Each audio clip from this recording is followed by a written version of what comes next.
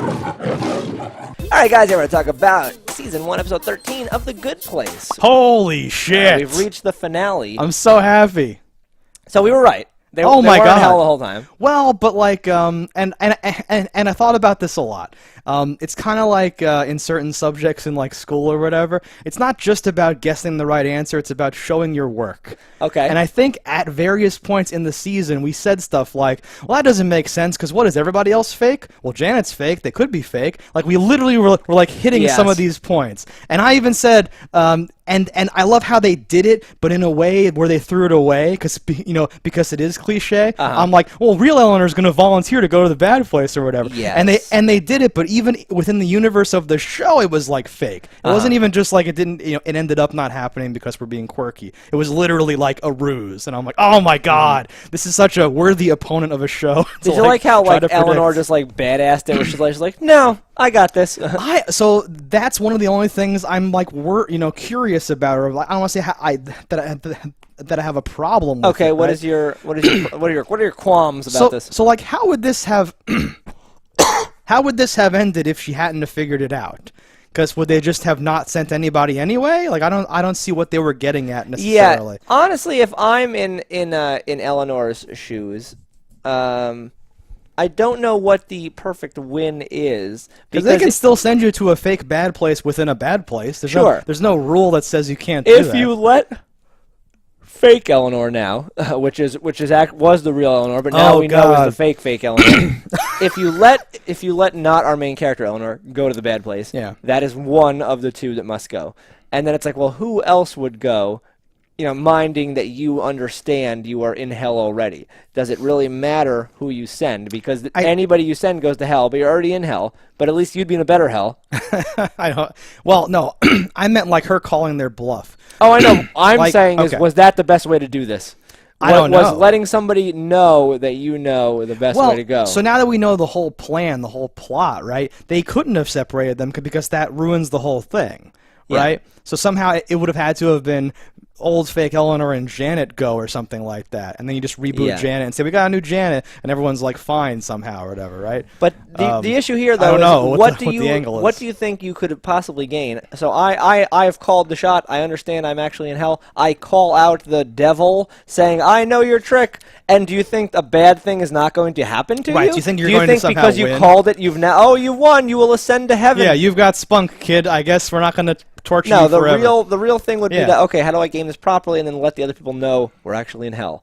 And how is this going to work in the next round? Because the whole reason that the good place was actually hell for these people was because the four of them, in a balance, would torture each other. Yeah. But if his next round plan is, we're going to separate them.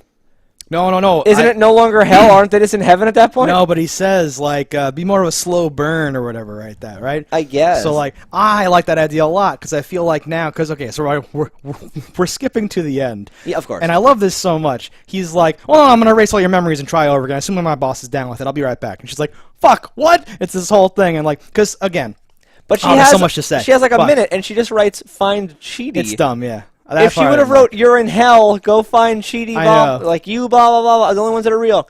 Yeah, I know. It should have been more or whatever.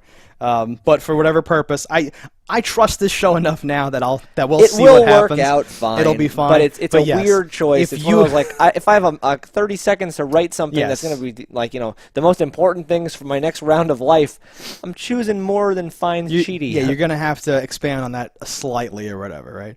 And then putting it in Janet's mouth. Hi.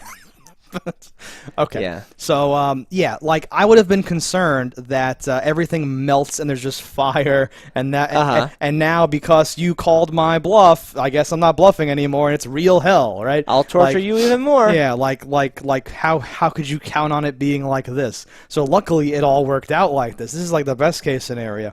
That you could not have foreseen. Not at all, and I didn't foresee it either. So like this whole time, when we've been talking about all this, in my head I've been like, Well, how could that possibly make sense? Because once they find out about anything, like we're already so far along down this like chain. So like once they find out this or that, like whatever the twist is, like we know the show is 4 seasons long now. So how does the show even keep going? And it turns out brilliantly, the show just restarts every season. I'm sure, and like we just keep scrambling it. Where by the end of the season, they figure it out, and Michael goes and then has to like change stuff up again or whatever. That's so awesome because we hate Jason. Maybe Jason's great now. We hate this person. Maybe this person's great now. Whatever. I wonder what could change about them, though. Those characters can't like change completely, like that actor's just playing like a new character. But based on their circumstance, they could end up being like different and all that stuff.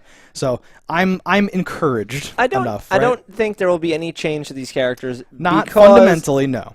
I don't think there will be a change almost at all, in my guess, because they're coming into it almost the same. Only their surroundings may change, and there's not enough time for those surroundings to change. The fact that they've existed 30 years being that one person, as being shitty, yeah. So I think they will be exactly the same. I think their friendship circle might change in a way, because you might end up now. This time we made Chidi and blah blah love like soulmates. Yeah. See how that goes. Oh, we already know she has a new soulmate who she'll have to hide. Like she'll need her own bud hole to get away from like her new hunky mick whatever. This time round, she can be the one that drops notes on Jason. So, like, I know you don't belong here. Yeah. Probably, just because she had to get revenge, bitch. Like, well, she doesn't remember anything, so she can't get revenge. Exactly. You're right. Damn it. No, it's crazy. So none of them will like remember anything. So like I don't know. Like I don't think that they're gonna present them as new characters, but I think because things will go differently, we'll see situations develop differently. Because everything that happened in season 1 was contingent upon the relationships and how they developed or whatever. And we only know about Eleanor. We don't know about any other character, where they are, what their situation is. The smart thing would be to make all 4 people have a different soulmate. Yes. And then you could introduce 8 new characters. Yes. And more of their little dynamics. So like all 4 people have different soulmates. Either they are fake and designed to torture them in like a different way, forcing them to find each other again and think, oh, thank God, finally I can like be myself and like not be tortured. But they are tortured again in this other level and then have to hide it from it's beautiful. Or these are 4 new shitty people that have been added to this fake good place to then create this matrix, this like PowerPoint of arrows between each other. Like, or we will be led to believe that they are 4 new people, and it's a fake out or whatever. Oh, baby. Because we had Jason and Eleanor paired up with people that were not knowledgeable of their deceptions. Right. But if they are paired up with demons as their or angels, whatever these people are, I guess they're demons, as their torturers, that's someone who has the inside track on what that they don't belong and can really steer it into it and make it happen or whatever. I think that's what what we are meant to assume going into it. I hope so. And you think there'll be a twist on that? Or it's like a fake out with a reverse twist. I was so happy. So like before Michael spells it out, so like there's a whole sequence here with flashbacks to like Michael and being like, hey pal, you got your chance now, you get to be an architect. And he's like, I have all these ideas, let's go or whatever. And like it's kind of dingy and like crappy in a way and like industrial feeling. And I think at first it's meant to imply like, well, yeah, the afterlife is really just like a corporate business crappy thing. She's like, coffee, and there's all these dumb jokes or whatever. But like looking back, high-octane souls, or what they call it? Antimatter or something like that. Was it, yep. Why? French vanilla antimatter. Why flavor it? Plain antimatter is good enough. And then walks away. I hate things like that. I just let them wash over me, and then they never happen. Like a warm bath. And Michael's like blueprints, like glowing blueprints, and then he's like crumpling it up and like the good place. Yeah. This is my idea, but it's in quotes even. Like there's all these little things building up to it. Once he's in the boardroom, like presenting his plan, those people are all fucking soup guys there. So even before Michael spells out exactly what happened and that everyone's fake, they cut to like a close up of like, I fell into the to the sinkhole too, and that's how a soup saved 10,000. Right, that fucking soup guy's in there. I was so happy to see that. This moment of everything crashing down and coming together was so much fun. It's so interesting to have this happen on a show. Big fan. Indeed. My biggest question, I think, was, is the medium place a real thing?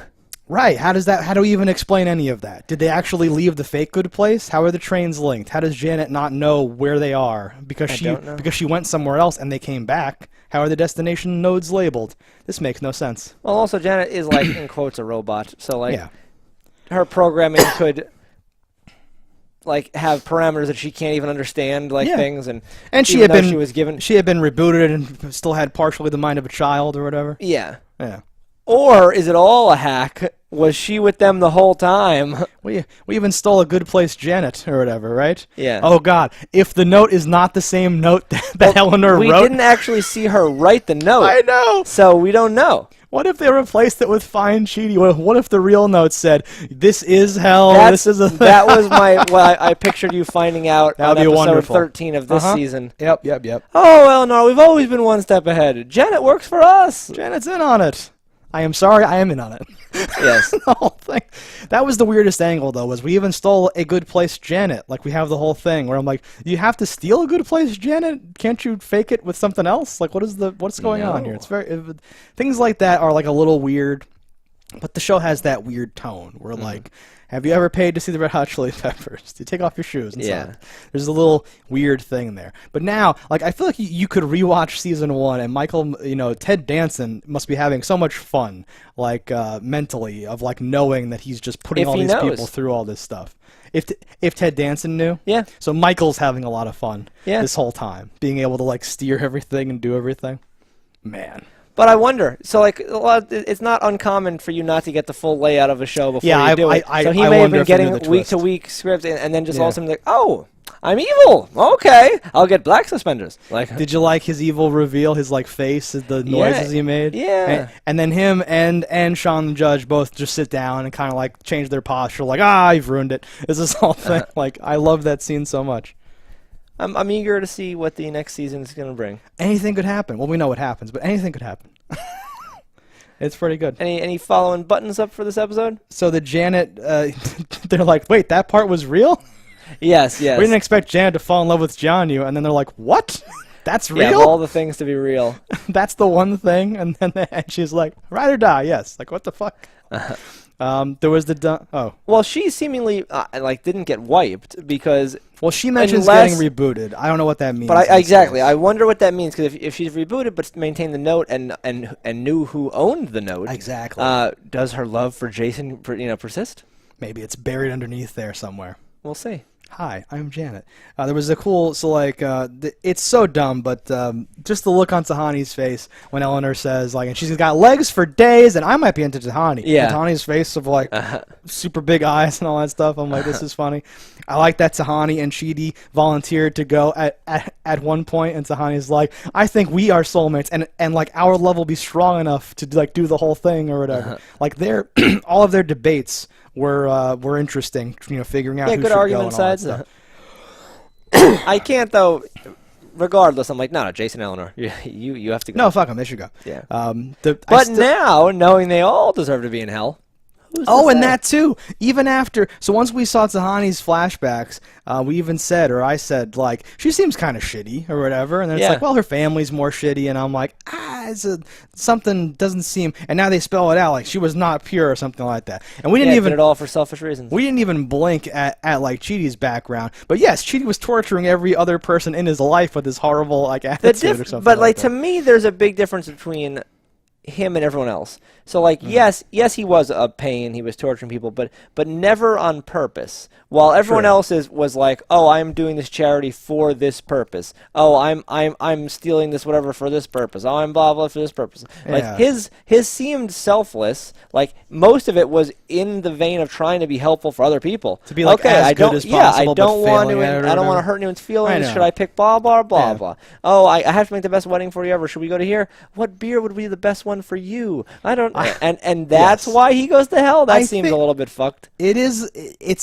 It's weird, definitely. I think that we're meant to, take it like he could see that he was hurting people. Because in all those flashbacks, someone says, "Dude, stop it! What are you doing?" And like he goes, "I can't stop it," or whatever. Right? Yeah, that's a mental illness. That's yes, right. This is. Are all the mentally handicapped in hell? Like I think that seems weird. This is ableist against schizophrenics and other mental illness people or whatever.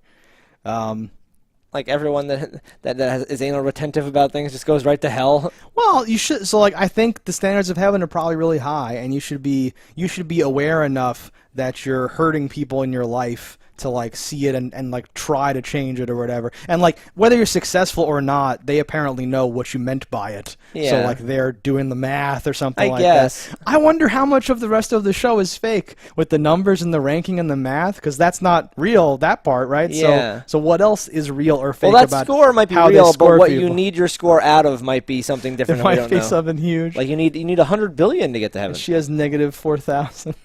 Fatsahani still has 1.2 billion, but that's nothing, right? You have to add a whole. You have to add zeros to it. Mother Teresa just has all nines. Well, because if it's 3 points for holding a door open, yeah, you should have a billion. Like, because think about like oh, you gave that homeless guy $1. That should be 1,000 points. Like things. Sure. Right. Yeah. So I'm sure there are tasks that are just worth so much that it outworks. You're a manager, and you let people go home on Christmas Eve or New Year's Eve, right? Yeah. Per person, how many exactly. points is that? I don't think it's that hard to get over that billion points or whatever. Mm-hmm. Especially in a lifetime. I wonder how many points I'm at. You're -3. -10. It's weird. You're just going to ride in that line. Yeah. You've had no effect on life whatsoever. You're almost a person. For anybody. But yeah, that's pretty much everything in this episode, right? Is there any, I like Jason celebrating every time, no matter what conclusion they come to about who should go, because he's not going, oh yeah, babe, we get to stay, and all that stuff. But I still hate Jason. And he's the worst. I'm very interested in if they can redeem the character in like our minds and make him good or whatever. Maybe in the next round he never talks, and I'll be like, yeah, he's just a monk or whatever. Because they do something that's unusually, so I don't want to call them out too hard. They do a thing where Jason says, no, it's consequentialism, yo, this is how this works or whatever. And then Chidi does the thing where he says, the one thing you pay attention to in class or whatever. Yeah. And like that's like the third time they've used that joke. They definitely used it with Eleanor, and I think they might have used it with Jason already. So I was like, this sucks. Why are you doing this again now? What are you doing? And you're not even acknowledging that you've already used that structure of joke or whatever. So no, I just at the moment still just don't like the character, and there's not a lot of things he could do that I'd be like, that was good though. Like it would have to be so good. It would have to be a lot. That's why I'm saying this is like a clean slate, so they have a chance maybe to change certain things. I think he's such a hit with the kids that he's they'll never change him. No one likes this character. Everyone likes this character. One of the only comments we've gotten on the channel is eventually you will start to love this character. I can't remember if they said this season or not. So if it was this season, sorry, bro, didn't work. It'll just wear us down to the point where we accept him and we don't hate him in our thing anymore. We get a little flashback to the marriage counselor and the insurance the behind the scenes on those investigator, which we called out, I think too. We said like and that would be exactly like a thing to like whatever, because they know everything they're saying apparently, and they can keep track of everything. He was hearing it through the door very, very clearly. Right, that's awkward, but he was like, okay, go in there now. This is perfect or whatever. Yeah. So I wonder if they're even orchestrating literally everything. Like the sinkhole, the flying shrimp, like if everything was literally dialed in by them or whatever, I think right? so. Right, so this is all meant, so like they have to rely on Eleanor picking up on the fact that she's causing it somehow? That's interesting. I think a lot of that's pretty easy to directly correlate to. And if they didn't, they would just keep ramping it up harder. I was gonna say, like, there's a trial and error process potentially or whatever. Mm-hmm. I think it'd be great if we found out that this was not the first time, and they've had a time like before that first time, but their memories keep getting wiped or whatever the fuck. I wonder if that's season 3 or 4. It's like we go back or something, or we find out. Maybe. I don't know. That stuff would be awesome. You have an infinite possibilities when there's a clean slate option. And that could be hell. Yeah, the whole like erase your memories and start over is such a like deep thing. Or this whatever. Is your 500th time. Yeah, we've tried this 1,000 times. But I don't know, because how they state Michael getting fired if he keeps fucking up. I'm wondering about that. So I wonder that would not be something that would be said outside the edge, you know? No, and I wonder if something happens with that too, where I hope Ted Danson does not get replaced, but I feel like something may happen where there's like oversight or someone else is trying something and Michael is someone else. That would be amazing if like season 2 finale happens and Michael's just a guy in the good place, and now Sean or someone better is the Michael guy, and we all go, what the fuck? And it's this crazy thing happening. That would be amazing. As long as Ted doesn't leave the show, I'm down for any version. No, he's really impressive. This whole heel turn for him and how he handled it or whatever, I was really impressed with. And I've been saying it the whole time. I like him or whatever, but this is a nice, like, we're doing it. A little cherry on top. Last thing, I really enjoyed Janet's dumb, like, little under her breath almost comments when someone's explaining something. So Jason's like, we had a wedding and this was that or whatever, and she's like throwing in, it was not legal. It'll be literally impossible for me to not do that. And those little things that she throws in. Thanks, babe. I am not a babe. I am not a lady. I am not all those weird things. That's been a good good through line. What's weird though is that like there's all those things being said, but there's also the fact like, but she did fall in love with him. Like, okay, true. It goes almost directly like parallel to what's happening. Like, it's like, okay, but then how did that even happen? Or is it just she's so logical, but she does have love somehow? Like, she explains it like, I think I'm becoming aware of love or whatever. Yeah. Oh, so she evolves every time she reboots, so she can, even within what we know, like retain stuff from the previous iterations. Yeah. That'll be so nice. Her love will carry on. Her love will go on. All right, guys, that's this episode of The Good Place. Let us know in the comments what you thought about it. Don't die in a fire, and we'll see you next time. Hello, internets. I just love watching JustDaggers. If you've enjoyed this video as much as I have, click that subscribe button.